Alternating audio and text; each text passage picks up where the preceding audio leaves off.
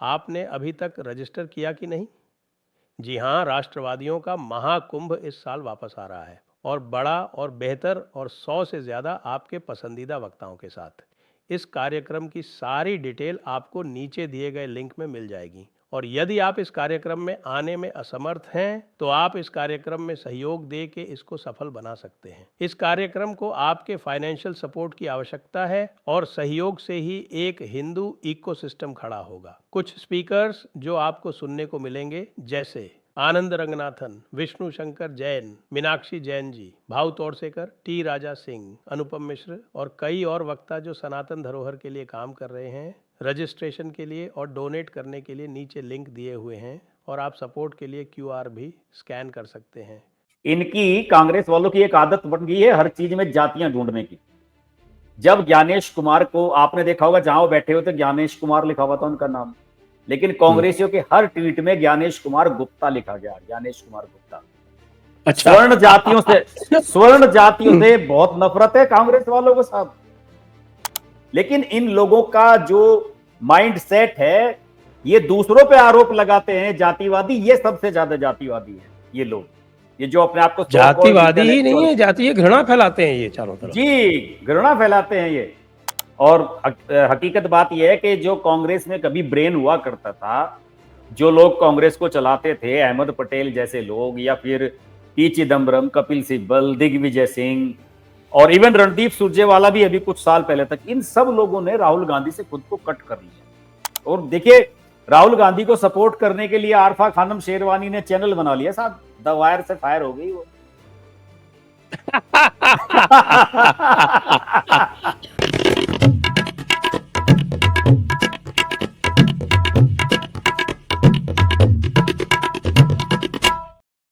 नमस्ते, आप सभी का स्वागत है आज के इस कार्यक्रम में। हमारे साथ जुड़ गए हैं हर्ष कुमार जी, और आप सभी से अनुरोध है कि कृपया चैनल को सब्सक्राइब करें। 2 मिलियन आपने करा दिए हैं, अब और कराइए 3, 4, 5।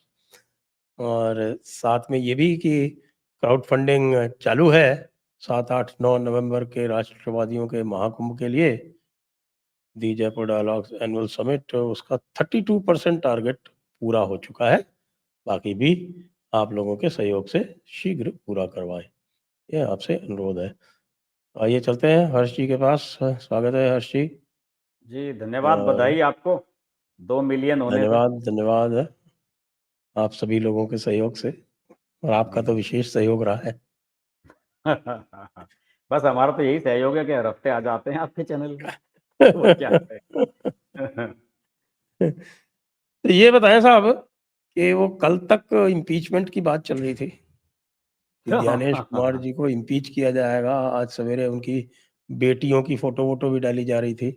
ये भी कहा जा रहा था कि साहब कि ये देखिए, ये आईएएस में क्यों है और आईआरएस में क्यों है, जैसे कि वो भी कोई इस तरह का कोई डायरेक्ट गुनाह है। हाँ अपॉइंटमेंट का कोई चांस होता हो उसमें। हाँ। लेकिन आज मुझे दिख रहा है कि साहब कि वो सब पूरा का पूरा इंडिया अलायंस जो कल तक ज्ञानेश कुमार जी का इम्पीचमेंट कर रहा था, आज सारे के सारे अपना ट्वीट डिलीट करने में बिजी है। एक बंदा ट्वीट डिलीट कर। जी, वो तो पोल खुल गई ना, वो सीएसडीएस वाला जो है, लोक नीति वाला, उसने जो संजय कुमार ने जो ट्वीट किया महाराष्ट्र को लेके, दरअसल हुआ क्या होगा, हुआ ये होगा कि प्लानिंग तो ये बनी होगी कि पहले कर्नाटक के आंकड़े लेकर के आएंगे और फिर लेके आएंगे महाराष्ट्र के, क्योंकि उसी तरह से चुनाव हुए, पहले कर्नाटक का हुआ तो उन्होंने कहा होगा कि समय लगेगा, और फिर महाराष्ट्र वाले में ये लगे हुए होंगे। ये 3-4 महीने की ड्रिल है। मैंने अभी पिछले हफ्ते एक वीडियो बनाया था कि आखिर राहुल गांधी को ये डाटा दे कौन रहा है। बहुत सारे लोगों ने देखा, लगभग 3 लाख लोगों ने देखा है वो वीडियो। उसमें मुझे शक ये था कि एडीआर की एक टीम होती है जो ये काम करती रहती है। आपसे बात भी हुई थी, आपने कहा था कि सोरोस फंडिंग है, इसमें सब चलता है, लेकिन ये सीएसडीएस वाला निकलेगा, इसकी मुझे उम्मीद नहीं थी। ये सब योगेंद्र ये भी यादव फोर्ड की पार्टी फाउंडेशन से का जुड़े फंडेड लोग। है। हाँ, ये भी वही है, ये भी वही है, लेकिन मुझे ये नहीं था कि ये इतनी मेहनत करके दे देगा, क्योंकि एडीआर में तो काम रेगुलर पूरे 12 महीने चलता रहता है। सीएसडीएस वाला जब चुनाव उनाव होते हैं तब कभी कभी एक्टिव होता है। तो इसमें साफ पोल खुल गई, और मैंने ये भी कहा था कि कर्नाटक के जैसे आए महाराष्ट्र के भी आएंगे। और आज संजय कुमार ने जो आंकड़े ट्वीट किए थे, कौन सी वो कौन सी लाली सीट क्या है, वोरलाली कौन सी सीट है, वोरोली, उस सीट के जो आंकड़े ट्वीट किए और फिर उसे 4 डिलीट सीटों के किया और थे, खुद 4 सीटों के आंकड़े हैं। एक रामटेक है, एक नासिक वेस्ट है और 2 हाँ और हैं कोई। हाँ हाँ, फिर और मुझे तो तब पता लगा जब इन्होंने ट्वीट डिलीट कर दिया और लोग उसका स्क्रीनशॉट शेयर कर रहे थे और उन्होंने माफी मांग ली। और मेरा तो संजय जी ये कहना है कि इस मामले में अभी तक एफआईआर क्यों नहीं हुई? इसमें एफआईआर हो जाना चाहिए इसके खिलाफ, संजय कुमार के, हो तुरंत। जाना चाहिए। मैंने तो जो सेक्शंस हैं वो भी बता दिए कि ये जो फॉल्स स्टेटमेंट्स वगैरह जो हैं, जिससे कि आप डिसअफेक्शन फैलाते हैं, झूठ फैलाते हैं लोगों में, लोगों को भड़काते हैं, उसका प्रावधान है। ये कॉग्निजेबल और नॉन बेलेबल ऑफेंस है। बीएनएस का, भारतीय न्याय संहिता का सेक्शन 353(2). मैं तो उसको पूरा डाल दिया इसमें ट्वीट में अपने, भाई ये देखो ये बिल्कुल। प्रावधान है और इसके तहत जो है ये इनके सबके ऊपर, ये जो राहुल गांधी जो बोल रहे हैं ये क्या है, ये तो बुरी तरह से भड़काने का काम कर रहे हैं। हाँ, ये लोग तो सिविल वॉर शुरू करने के चक्कर में हैं साहब, कि हाँ, जनता सड़कों पे सिविल उतरे। वॉर करना चाहते हैं तो उसके लिए प्रावधान है न्याय संहिता में, ऐसा नहीं है कि नहीं है। और आपने तो ट्वीट भी किया था कि राहुल गांधी के खिलाफ जब तक जो है डिफेमेशन नहीं होता है ना, तब तक माफी नहीं मांगता है ये, ना, ऐसे नहीं मांगेगा। माफी तो केस में ही मांगता है, वैसे नहीं मांगता। हाँ, वो थ्रू प्रोसेस जाना चाहिए। लेकिन ये सबसे पहले संजय कुमार और इसके खिलाफ होनी चाहिए। ये बहुत समय से ये लोग काम कर रहे थे। ये संजय कुमार अलग अलग यूट्यूब चैनल पर जाता था अक्सर, मैंने देखा था, बरखा दत्त वगैरह कई जगह चले जाता है और इसी तरह के इनके नैरेटिव थे। और आप इस तरह से अगर आंकड़ों को उलट पुलट करके और उनमें से गलत चीजें निकाल के, वो कितना हास्यास्पद है कि जिनका एड्रेस है 0 लिख दिया गया। आपको मतलब बेसिक भी नहीं पता है अगर किसी चीज का, तो आपको उस पर रिसर्च करने का कोई राइट नहीं है। इनका जो भी एनजीओ है ये सीएसडीएस, इसका जो लाइसेंस होता है वो भी, उसका रजिस्ट्रेशन है वो भी खत्म होना चाहिए। तुरंत इसके खिलाफ होम मिनिस्ट्री को एक्टिव होकर सख्त से सख्त कार्रवाई करनी चाहिए। मेरा तो ये मानना है।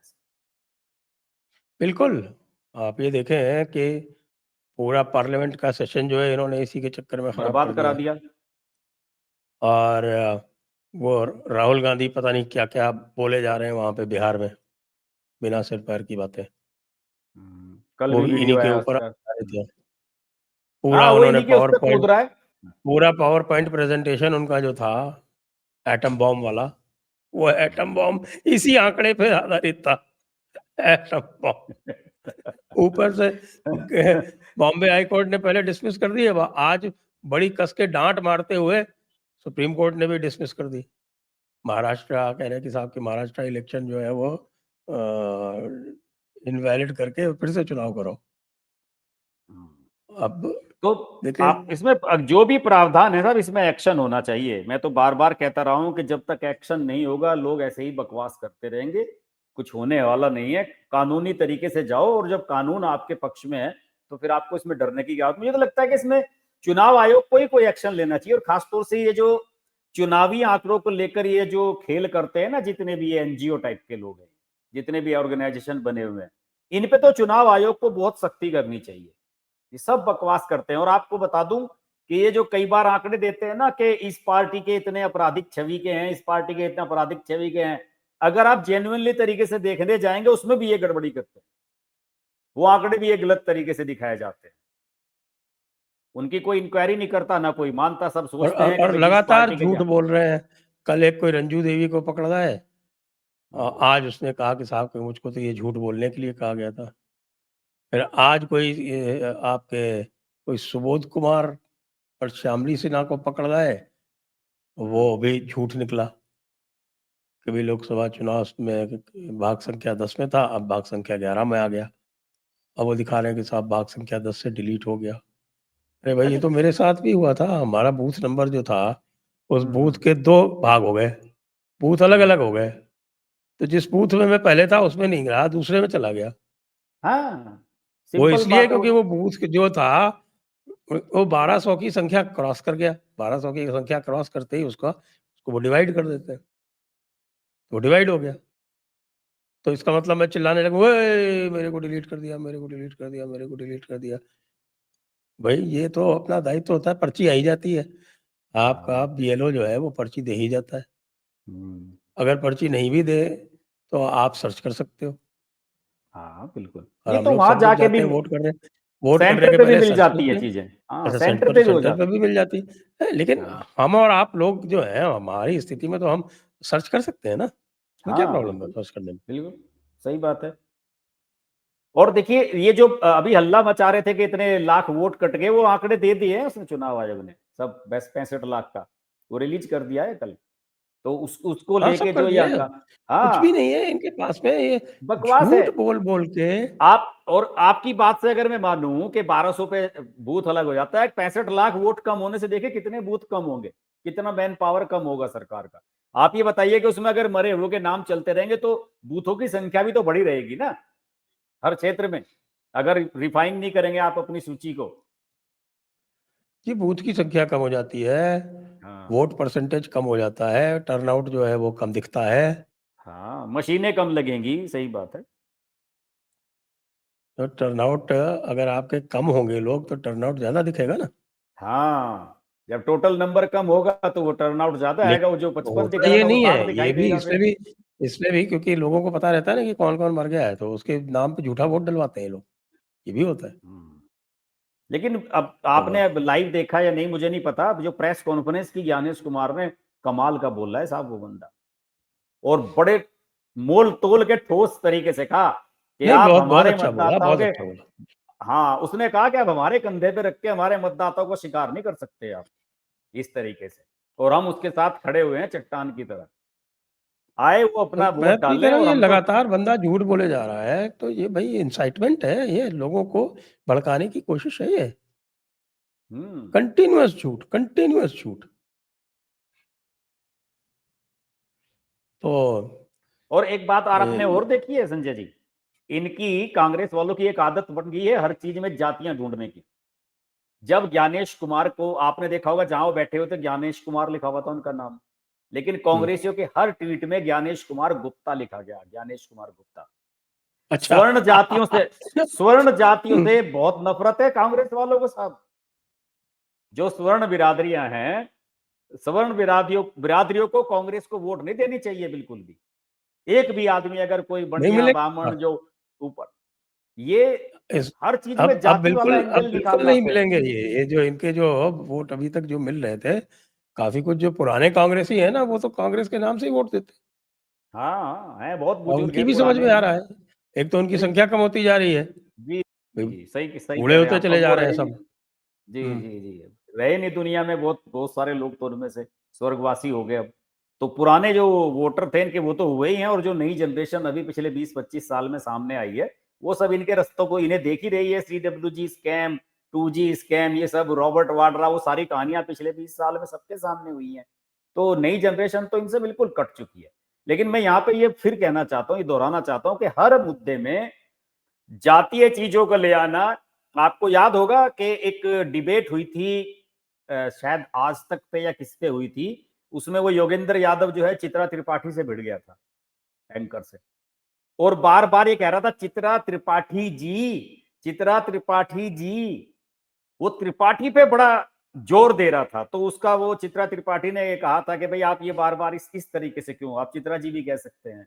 लेकिन इन लोगों का जो माइंड सेट है, ये दूसरों पे आरोप लगाते हैं जातिवादी, ये सबसे ज्यादा जातिवादी हैं ये लोग, ये जो अपने आप को सो कॉल्ड जातिवादी ही नहीं इंटेलेक्चुअल, है, जातीय घृणा फैलाते हैं ये चारों तरफ। जी घृणा फैलाते हैं ये, कि ब्राह्मणों से नफरत करो, ठाकुरों से नफरत करो, राजपूतों से नफरत करो, जाटों से नफरत करो, इन सब से, इनके खिलाफ ये एजेंडा चलाते हैं।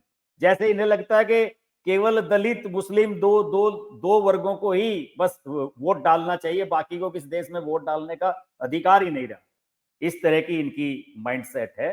तो मैं आपको ये बताना चाह रहा था कि ज्ञानेश कुमार जी को लेके जितने भी कांग्रेसियों ने ट्वीट करे, पवन खेड़ा, उन सब लोगों के मैंने देखा ज्ञानेश कुमार गुप्ता, मुझे नहीं पता था ये कौन है, ना मेरी इसमें कोई दिलचस्पी नहीं थी। तब मैंने देखा यार ये ज्ञानेश कुमार गुप्ता लिख रहे हैं नाम पे, तो वहां ज्ञानेश कुमार लिखा रहा था उनके नाम में। तो ये इस तरह की घिनौनी सोच है। और सर इसके पीछे सोच सीधी यही है कि हिंदू जो है ना, दलित भी हिंदू है, सब सब लोग हिंदू हैं, कि अगर हिंदू जो है वो किसी तरीके से एक नहीं होने देना चाहिए, कहीं ना कहीं कंकड़ फेंकते रहो। अभी ये सुनने में आ रहा है कि ये जो राजपूतों वाली कहानी यहाँ चली थी ना यूपी में, अब ये बिहार में चलाने की योजना है पूरी पूरी। अभी एक जो राजपूतों के विधायक एमएलसी वगैरह जो हैं उत्तर प्रदेश में, लखनऊ में एक मीटिंग हुई है अभी सैटरडे में या फ्राइडे में, उसमें कुछ इस तरह की बातें हुई हैं, लेकिन वो अभी इसकी मीडिया में उसकी जानकारी ज्यादा नहीं आई। तो ये भी प्लानिंग की जा रही है। और ये जो कॉन्स्टिट्यूशन क्लब वाला चुनाव हुआ था राजीव प्रताप रूडी वाला, इसमें भी सारे जो राजपूत लॉबी थी वो सब इसमें एक्टिव थे कि इसे जो है बीजेपी से अलग करो। ये बीजेपी वर्सेस बीजेपी नहीं था, ये था कि बीजेपी वर्सेस राजपूत, इस तरीके से इसके रूप देने की कोशिश की गई। तभी ये सारे के सारे विपक्ष वाले वोट डालने के लिए वहां भागे कि भाई ये तो मजा आ रहा है, बीजेपी की इंटरनल फाइट का फायदा उठा लो। अच्छा, ये हाँ ध्यान जी नहीं था। जी जी जी, ऐसे ही तो हुआ है इसमें। ये जो संगीत सोम था विधायक, वो बताते हैं कि इनका पूरी लॉबी राजीव प्रताप रूडी के लिए वहां लगी हुई थी दिल्ली में। ये अच्छा, सब एक्टिव थे। संजीव बालियान हाँ के खिलाफ, संजीव बालियान से हाँ, तो संजीव बालियान उसकी से उसका पुरानी पुराना अदावत आंकड़ा होगी। है। हाँ, उसकी हम्म। पुराना आंकड़ा है। तो ये सब बताते हैं कि लगे हुए थे उसमें, कि जितने भी ठाकुर हैं, ये ब्रजभूषण शरण सिंह उसकी तरफ था, राजीव प्रताप रूडी की तरफ। तो ये कहानियां सारी चली हैं यहाँ पे। तो अब ये भी बिहार में भी ये करने की पूरी पूरी प्लान है। तो अभिषेक तिवारी कह रहा था मेरे से एक दिन कि बिहार में भी यही यही चलाने की इनकी प्लानिंग चल रही है। बिहार में थोड़ा मुश्किल है, वहाँ मामला बड़ा सेट रहता है। हाँ, जो भी है 1-2% जो भी हो, इसमें तो क्या होता है, क्योंकि नुकसान किसी भी करने वाली हालत चीजें में तो कई छोटी सी वो किसी भी हालत में है, किसी भी हालत में लालू के साथ बस तो वो, जाएगा नहीं। हाँ बस वहां वही प्रॉब्लम है कि लालू के साथ जाने से हिचकेंगे लोग, ये बात है। ये जा ही नहीं सकता ना वहाँ, तो लालू तो रोज उनको, वो तो अभी से भूरा बाल साफ करो चालू हो गया। लालू प्रसाद यादव के तो देखा आपने वो आहुति देते हुए वीडियो, जूते पहन के जो बैठा हाँ, हुआ है जूते वो, पहन के दूर आपको से फेंक रहा है। आपको वो याद नहीं आया सीन जब राहुल गांधी के लिए मटन पकाया था, उसमें भी मसाले ऐसे फेंके थे लालू ने। फेंकू है उस वो, वीडियो फेंकू, को। उसका नाम ही फेंकू है। अच्छा साहब, ये उपराष्ट्रपति का ये कैंडिडेट ये कहाँ से ढूंढ के लाए ये? पता नहीं सर, आप तो जानते होंगे, कोई सुप्रीम कोर्ट के एक्स जज है, जस्टिस हैं पुराने। बी सुदर्शन रेड्डी। जी, तेलंगाना से बी बताते हैं सुदर्शन ये ने। रेड्डी। और इनको मनोहर पर्रिकर ने लोकायुक्त बनाया था गोवा का, उस समय कांग्रेसियों ने मिलके वहां पे प्रदर्शन किया था। अच्छा, हम्म। जब वो सीएम थे मनोहर पर्रिकर। मनोहर पर्रिकर 2013 की बात है।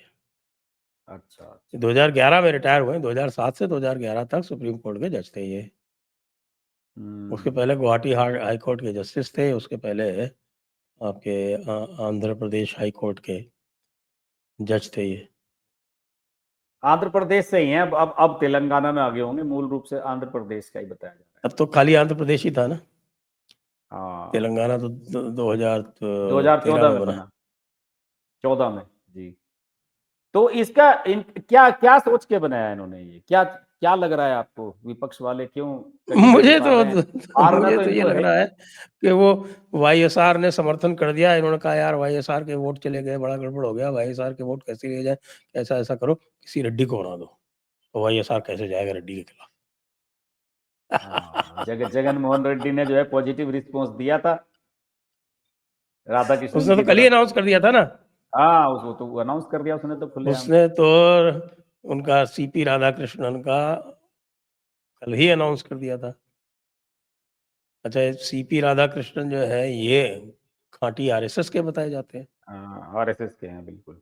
आरएसएस के हैं, बीजेपी के एमपी भी 2 बार रहे कोयम्बटूर से। हाँ इनके आपके बीजेपी के प्रेसिडेंट भी रहे तमिलनाडु में। हाँ, कोयम्बटूर को जो कहते हैं ना कि बीजेपी का गढ़ बन गया है, उसका क्रेडिट ही नहीं है। हम्म। अन्नामलई नहीं जीत पाए वहां पे, लेकिन ये 2 बार जीते हुए हैं वहां से। हम्म। और एक और भी इनके बारे में बताते हैं कि इनके जो रिलेशन है बड़े कॉर्डियल हैं इनके साथ, डीएमके वालों के साथ भी, ये है डीएमके के साथ, बैलेंस है दोनों के साथ इनके। कोई ऐसा नहीं है कि बहुत ज्यादा लड़ाई झगड़ा या आपस में कोई तनाव है, उस टाइप की इमेज है इनकी। धनखड़ साहब कहाँ है?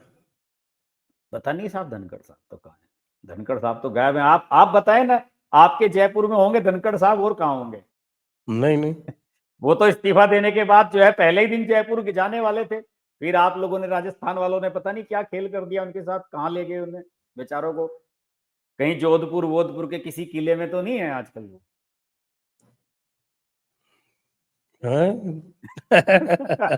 उदयपुर के किसी बीच में ये महल चल में रहा था ना या कि वो जोधपुर किसने के किसी किले किसने में। किसी ने स्टेटमेंट दिया था, इन्हीं के किसी बंदे ने, किसने, शायद कपिल सिब्बल का स्टेटमेंट था। कपिल सिब्बल ने साहब तो ये कहा था कि मैंने जो है, मैं हमारा धनखड़ साहब संपर्क मेरे नहीं हो साथ पा रहा है। प्रैक्टिस लॉयर भी रहे मेरे साथ, धनखड़ साहब हम कई बार केस में साथ भी रहे, आमने सामने भी रहे। तो उनका तो ये कहना था कि मेरे इनसे पहले से संबंध है, और मैंने उनके पीएस को फोन किया रिटायर उनके इस्तीफे के 4-5 दिन के बाद ही। तो उन्होंने कहा कि भाई उनकी थोड़ी तबीयत डाउन है, अभी रेस्ट कर रहे हैं। तो मैंने कहा कि भाई कहना उनसे कॉल बैक कराएं। अब कह रहे कि मैं फोन कर रहा हूं तो वो पीएस मेरा फोन भी नहीं उठा रहा है, और घर खाली हो चुका है क्योंकि नए उपराष्ट्रपति को आना है, उसमें रिनोवेशन का जो भी काम होता है, थोड़ी सी औपचारिकता वो हो चुकी है। तो फिर धनखड़ साहब गए कहाँ? अभी तो हमें ये खबर भी नहीं मिली। मैं तो रोज तलाशता हूँ कि बंगला वंगला अलॉट हो गया हो धनखड़ साहब को, अभी वो भी नहीं हुआ है। तो किसी होटल में है, किसी रिश्तेदार के यहाँ है, कोई किराए पे फ्लैट ले लिया, या सांसदों वाले जो नए फ्लैट बनाए 184, उनमें 4 खाली पड़े हुए थे उसमें कहीं धनखड़ जी शिफ्ट कर दिए गए टॉप फ्लोर पे। समझ में नहीं आया कहानी क्या है। बीच में तो ये बड़ी जोर शोर से अफवाह चली थी कि धनखड़ साहब को कैंडिडेट बनाया जाएगा। जी, धनखड़ इतनी बड़ी गलती नहीं करेंगे, ये तो अब मूर्खतापूर्ण गलती तो होगा। साहब इससे भी बड़ी कर दी, जो बेवकूफ़ी की उन्होंने। नहीं, वो तो बस, वो तो मूर्खता ही कहेंगे उसे, लेकिन ये तो उन्हें पता है कि हारा हुआ मामला है, हारे हुए मामले में क्यों जान फंसाएंगे अपनी। तो मुझे मुझे लगता भी नहीं कि वो कुछ सतपाल मलिक वाला कांड करेंगे। पता नहीं क्यों मुझे लगता है कि चुप ही रहेंगे धनखड़ साहब, गोल कर जाएंगे चीजों को, वरना लोग कोई बेचैन है नस उनसे दबी हुई मिलने है के क्या? लिए। हैं? कोई नस दबी हुई है क्या? पता नहीं अब क्या चक्कर है साहब, लेकिन मुझे लग नहीं रहा, क्योंकि कुछ मीडिया वीडिया वालों ने बड़ा संपर्क किया उनसे, अभी किसी को कोई है नहीं।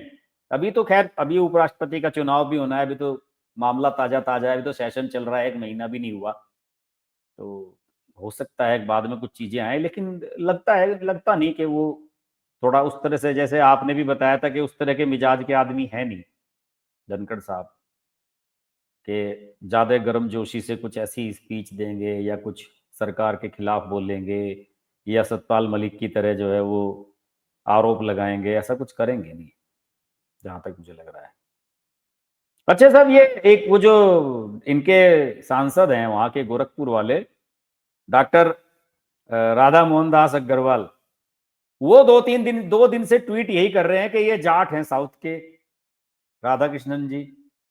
ये क्या कहानी चला रहे हैं कि देखिए वहां के जाटों को मोदी जी ने वो दे दिया है टिकट और ये कर दिया ये क्या कहानी लेके आए निकाल के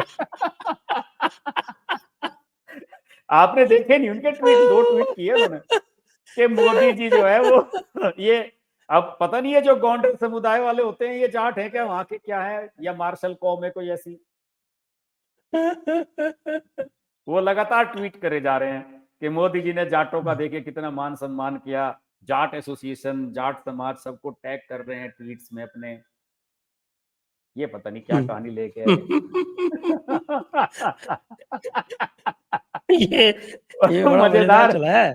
हाँ, मजेदार चल रहा है साहब, ये मैं तो कह रहा हूँ बड़ा मजा आ रहा है और लोग लोग चर्चा ये कर रहे हैं कि राधा मोहन दास जो है वो बीजेपी अध्यक्ष बनने की लाइन में है। राधा मोहन दास? जी अच्छा। हाँ, अभी दिल्ली में तो फिलहाल राधा ये मोहन दास लेटेस्ट तो चर्चा यही है। राधा मोहन दास तो खासुल खास है योगी जी के। अब पता नहीं क्या क्या रीजन है उसके पीछे, लेकिन जो उनकी संघ की, आरएसएस की जो पुरानी वो बैकग्राउंड है, और वक्ता तो बढ़िया है ही, पार्लियामेंट में मैंने 2-3 बार बोलते हुए देखा है साहब, गजब बोलते हैं वो, तो तो एकदम उन्होंने सुरीले उन्होंने अंदाज तो में। योगी जी के लिए अपनी सीट खाली की थी। हाँ, योगी जी के लिए सीट उन्होंने छोड़ी थी अपनी, वो तो विधायक रहे हम्म। लंबे समय तक गोरखपुर से। हम्म। और विधायक वहां को जो कोई भी रहता है वो योगी जी की कृपा से ही रहता है। हाँ, लेकिन पहले बताते हैं कि इनके बीच में अनबन भी रही, योगी जी के और इनके बीच में कुछ शुरू में सिचुएशन ठीक नहीं थी जब वो एमपी थे, लेकिन जब योगी जी सीएम बने उसके बाद चीजें बदली गई।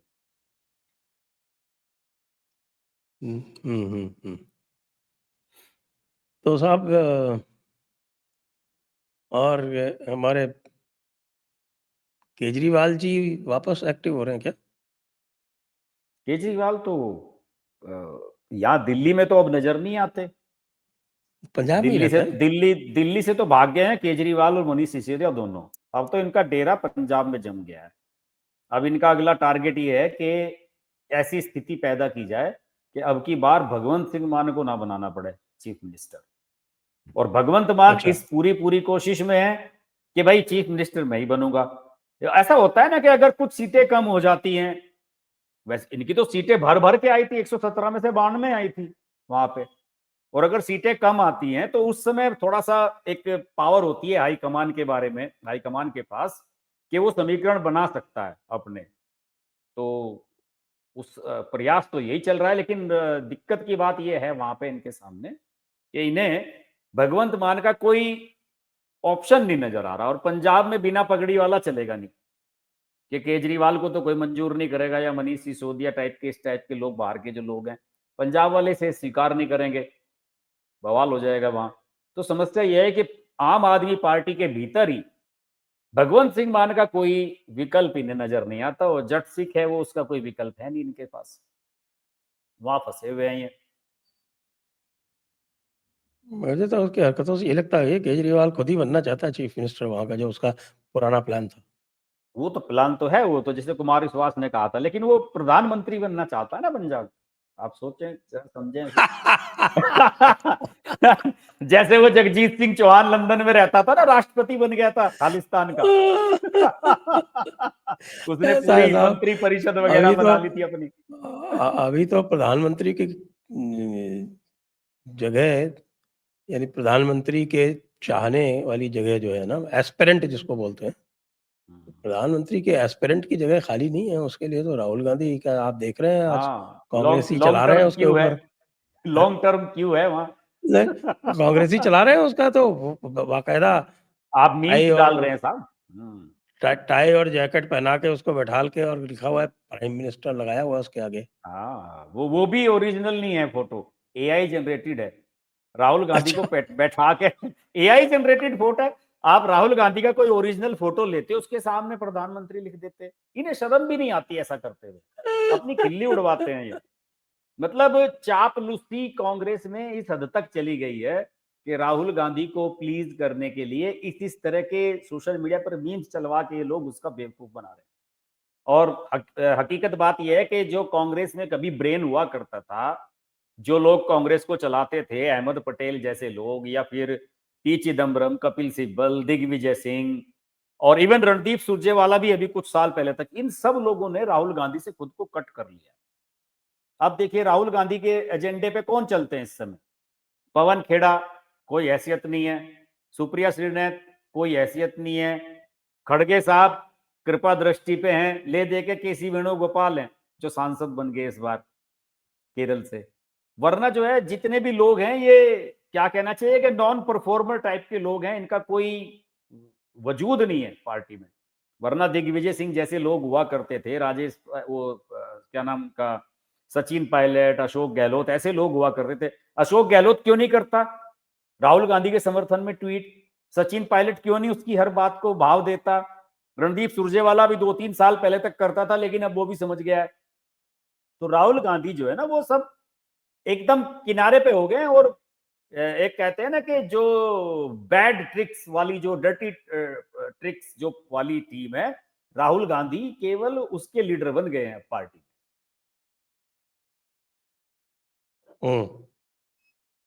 नहीं तो वो जो उनका जो कैंपेन चल रहा है एसआईआर वाला, देखा होगा आपने, उसकी स्थिति आपने देखी होगी कि क्या चल रही है बिहार में। वहां तो और बताते हैं कोई आता ही नहीं है, वहां कोई पे आता केवल ही नहीं है उसमें। 40-50 यूट्यूबर आते हैं। चालीस कुछ पचास यूट्यूबर आते हैं ना, वो चुनाव के समय में बिहार में बहुत सारे यूट्यूबर बन गए हैं।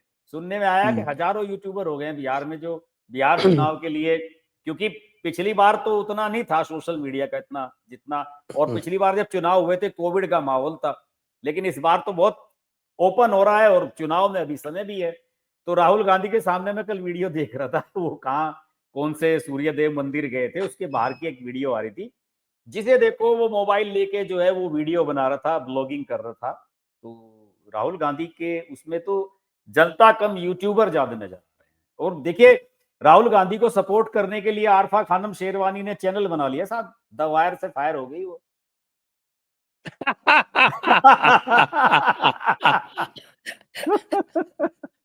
वो फायर हो गई या छोड़ दिया? अब पता नहीं चला साहब, हमने तो कोशिश की जानने की, लेकिन कुछ पता नहीं लग पाया कि अभी द वायर के साथ है या नहीं। लेकिन जो है अपना चैनल बना लिया उसने 15 अगस्त को। क्या नाम है उसके चैनल का? वही अपने नाम से बनाया, आरफा खानम शेरवानी के नाम से बनाया ऐसा। 8-10 वीडियो भी डाल दिए, अब तो 8-9 7-8 वीडियो डल गए उस पर। रवीश आजादी की कुमार ने बात। बाकायदा ट्वीट किया जिससे कि उसे सब्सक्राइबर मिले, 50-60 हजार सब्सक्राइबर भी मिल गए। रवीश कुमार का तो ये हाल है सर। हम्म। रवीश कुमार से ज्यादा व्यूज तो आजकल जयपुर डायलॉग्स की आ रही हैं। नहीं, आपके तो रेगुलर चल रहे हैं, मैं देख रहा हूँ। तो ये तो पैम्फलेट। अच्छा, आरफा खानम शेरवानी आ गई, इनकी बन गई, जी जी। नई चैनल बन गई है। हम्म। 64,000 सब्सक्राइबर भी आ गए, 12 वीडियोस जी भी जी डाल जी दिए। जी जी जी। तो उसमें देखिए और दूसरा ही वीडियो राहुल गांधी का डाला है जिसमें चाय पीते हुए मृतकों के साथ। ये मुझे लगता है कि कांग्रेस वालों ने कुछ फंडिंग वंडिंग कर दी है इनकी।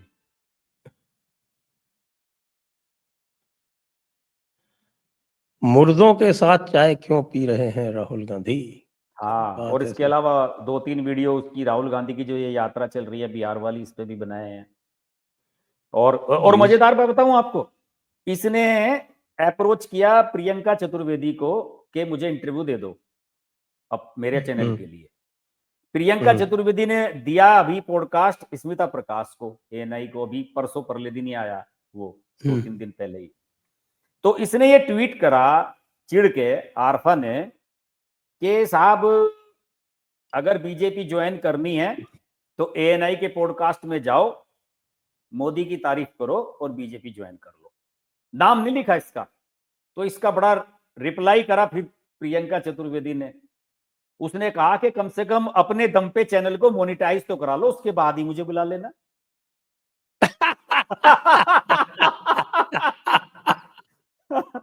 वो कि मेरे इंटरव्यू से ही मोनिटाइज करवाना चाह रहे हो, व्यूज लेना चाह रहे हो सारे। तो ऐसे तो मोनेटाइज ये तो हो लोग गई हैं। होगी। चौसठ पता हजार नहीं अब, सब्सक्राइबर सब्सक्राइबर तो हो गए सर, घंटे तो होने चाहिए ना, उतने घंटे नहीं होंगे ना, व्यूज नहीं आए ना उतने। हम्म। 4 लाख 4.5 लाख के करीब वो तो नहीं आए ना। तो वो आ जाएंगे तो वो भी जाएगा, नहीं मोनिटाइज तो होने में कोई दिक्कत नहीं है। रवीश कुमार, अभिसार, सारे के सारे लोग ट्वीट करने में लगे हुए हैं कि आरफा जी के चैनल को नहीं, आप लेकिन बस सवाल सब्सक्राइब ये करें। होता है कि वायर द लायर को क्यों छोड़ा?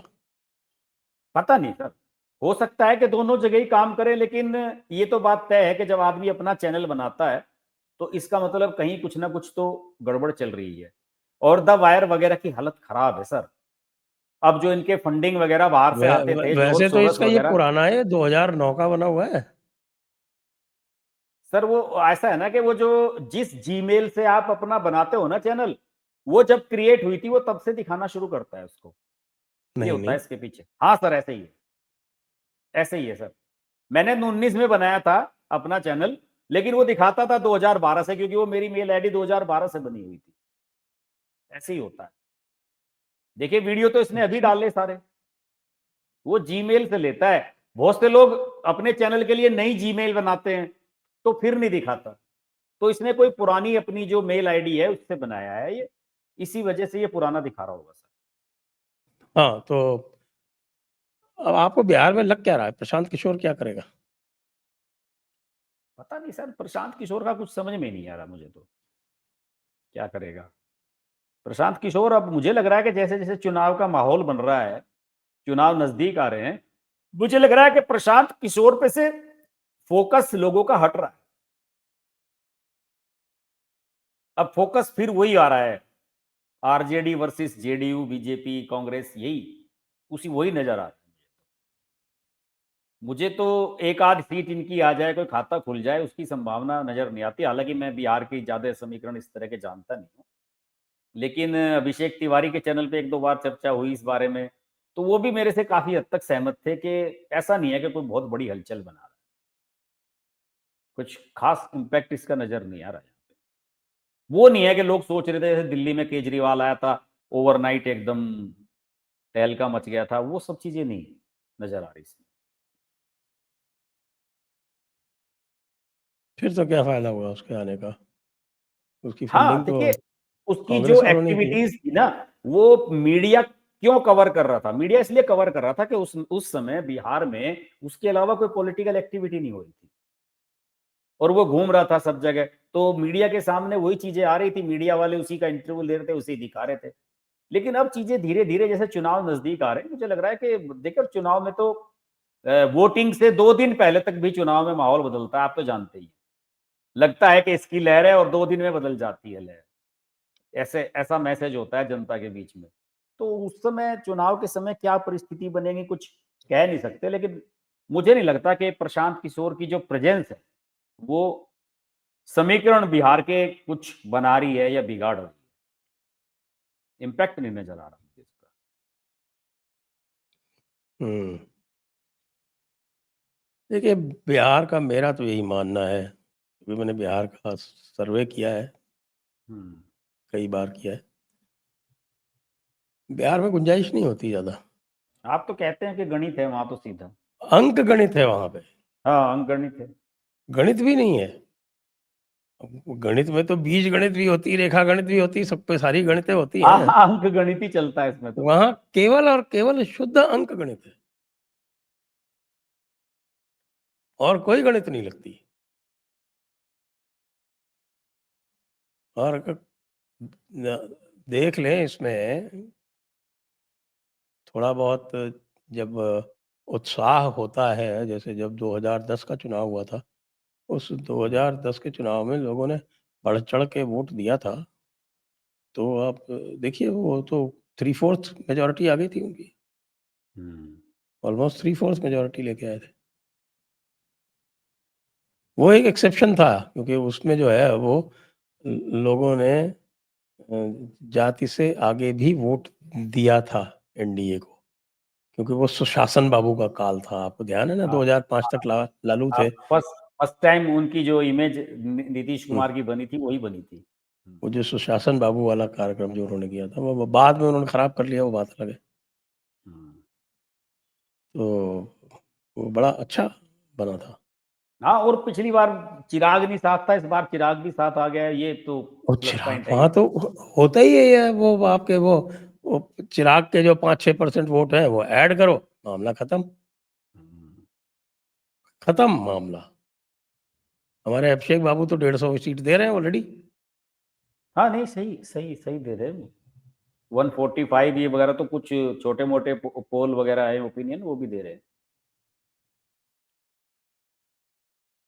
तो मुझे लगता है कि पिछली बार जो जिस जिस प्रकार की स्थिति थी, बहुत बड़ा रिस्क लिया था बीजेपी ने हम्म। चिराग को सामने खड़ा तो करवा उसका के उसका उसका नीतीश लेकिन को। फायदा हुआ था बीजेपी वालों को, आप ये मानिए।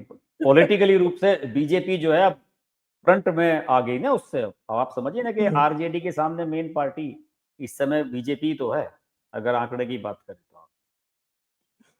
हाँ हाँ, वो तो कार्यक्रम हो गया था उनका। आज तो राहुल गांधी ने एक कांस्टेबल को ही क्रश कर दिया अपने काफिले के नीचे। अच्छा, नहीं पता मुझे। एक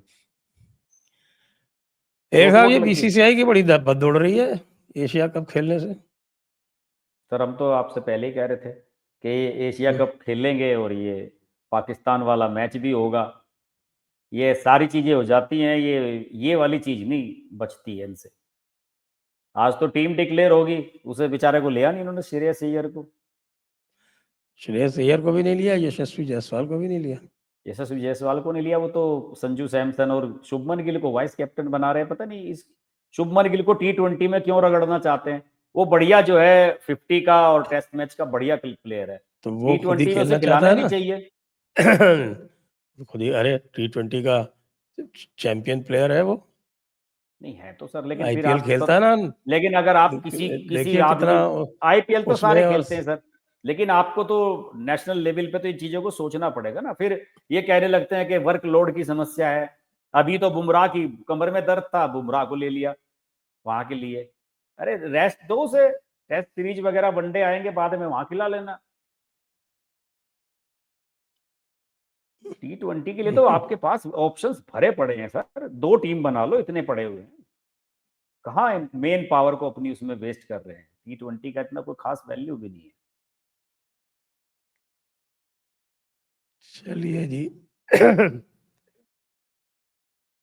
बायकॉट की कॉल्स आ रही हैं, तो क्या करना चाहिए? किसकी सर? क्रिकेट के बायकॉट की, बीसीसीआई के बायकॉट की, एशिया कप के बायकॉट की। कौन करेगा सर? सब देखने वाले ही तो कॉल कर रहे हैं, देखते हैं सब लोग, क्या करें इसमें? इन कॉल से क्या होता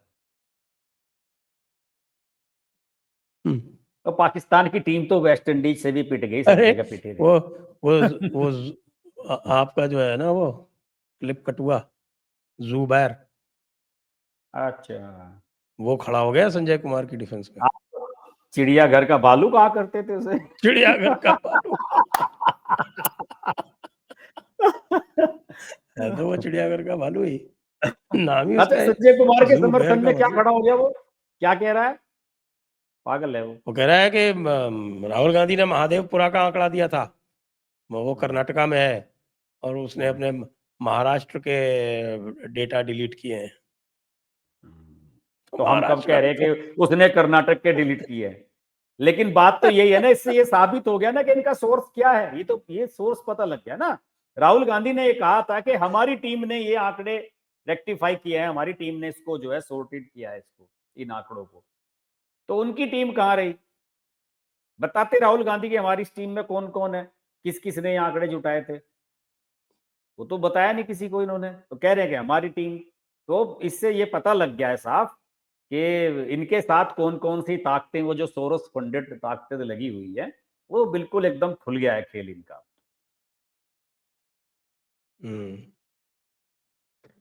चलिए साहब, जी समापन करते हैं आज के कार्यक्रम का।